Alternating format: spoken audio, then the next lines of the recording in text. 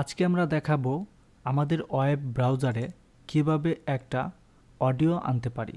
তো আমরা প্রথমেই দেখেছিলাম, অর্থাৎ লাস্ট পর্বে দেখেছিলাম কিভাবে ওয়েবসাইটের ভিতরে HTML এর সাহায্যে একটা ভিডিও আনা যায়। তো আজকে আমরা যদি খেয়াল করি তাহলে ভিডিও এবং অডিও সেম একই পদ্ধতি, এটা কোনো চেঞ্জেস হবে না, কিছুটা একটু চেঞ্জ হবে। আমরা জাস্ট এখানে টাইপ করব অডিও টাইপ করলে আমরা এখানে এসআরসি দেখতে পাচ্ছি। এসআরসি আমাদের কোনো দরকার নাই।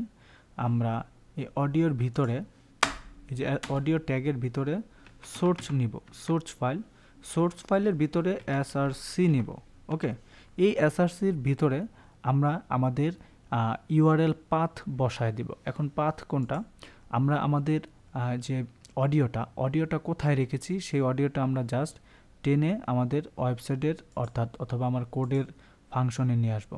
এটা টেনে আমরা এখানে রাখলাম। ওকে, তাহলে আমাদের অডিওটা এখানে, রাইট?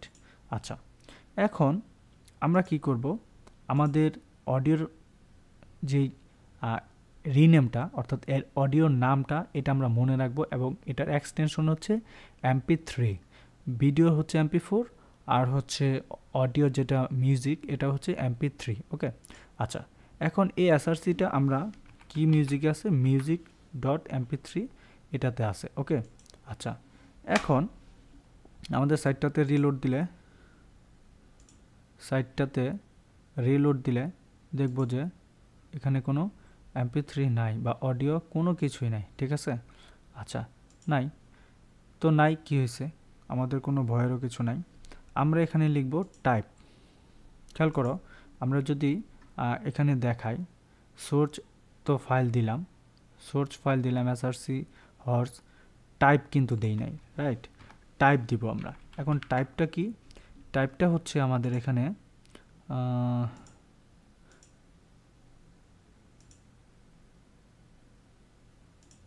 আচ্ছা, এখানে টাইপটা যদি আমরা দেই তাহলে টাইপটা দেখো কি, টাইপটা হচ্ছে অডিও অথবা MPEG,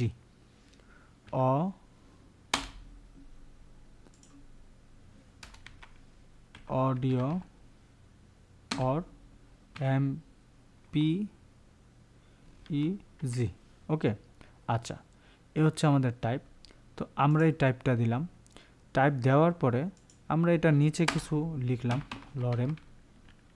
ওকে, লরেম লিখলাম। আচ্ছা, দেখো আমাদের এখানে লরেমও দেখাচ্ছে না, টাইপও দেখাচ্ছে না, তাই না? তো কিছু তো একটা দেখাইতে হবে, তাই না? কিছু তো একটা দেখাইতে হবে। তাহলে দেখো আমরা যে ওই যে কি করলাম, অডিওর ভিতরে কন্ট্রোলস নামে কোনো কিছুই দেই নাই। দেখো কন্ট্রোলস দিলাম। এখন দেখো আমাদের এখানে একটা ভিডিও আসছে, বাট এতক্ষণ কিন্তু কন্ট্রোলস দেই নাই বিদায় আমাদের এই ভিডিওটা শো করে নাই। দেখো এখানে কোনো অডিও নাই। কন্ট্রোলস যখন আমরা এখানে দিলাম তখন আমাদের এই অডিওটা এখানে শো করলো। এখন আমরা ইচ্ছে করলে এখানে গান বাজাইতে পারবো। ঠিক আছে,